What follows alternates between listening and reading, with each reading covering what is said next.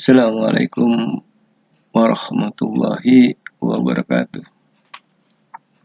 Pada kesempatan ini, pelajaran matematika peminatan di kelas 12 program IPA, saya akan memberikan video cara menentukan nilai maksimum dan minimum fungsi trigonometri bentuk sederhana dengan cepat. Perhatikan contoh-contoh yang akan saya berikan. Yang pertama,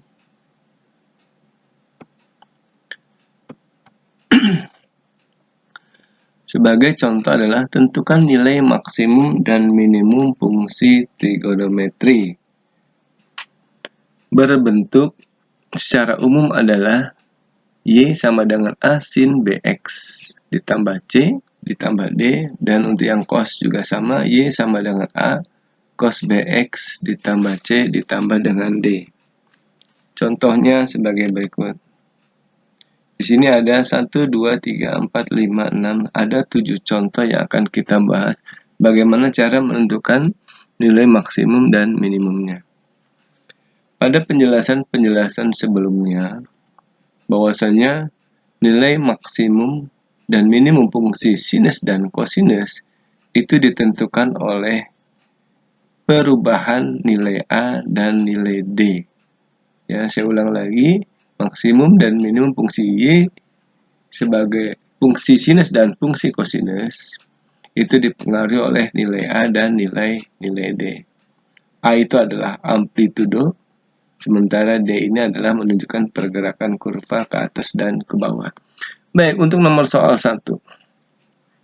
Untuk nomor 1, kita perhatikan di sini A-nya adalah bernilai 1. Ya.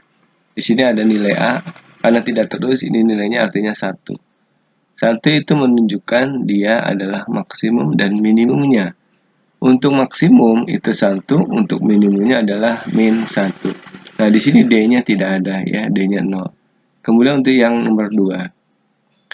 Di sini juga sama, Y sama dengan cos X. A-nya di sini 1, kemudian D-nya di sini tidak ada atau 0.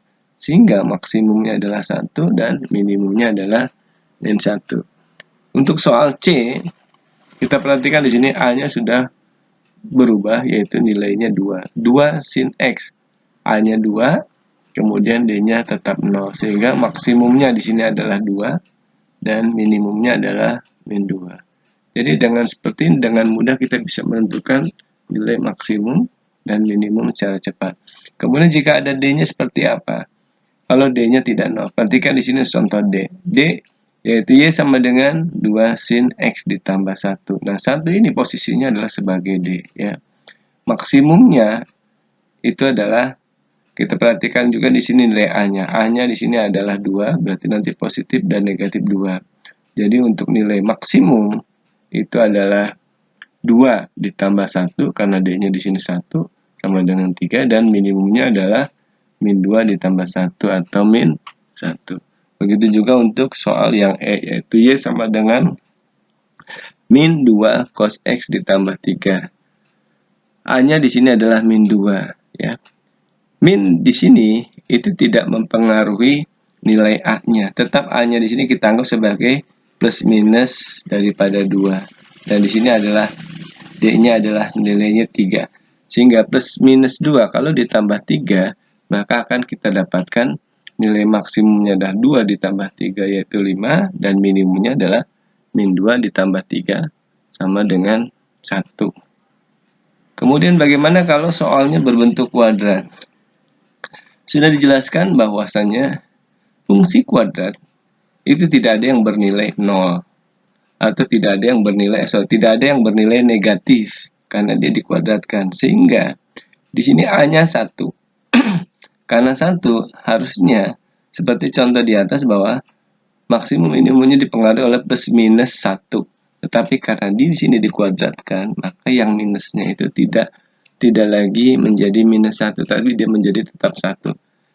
Bagaimana nilai terendahnya? Nilai terendahnya dia bernilai 0. Sehingga maksimumnya adalah 1 dan minimumnya adalah 0.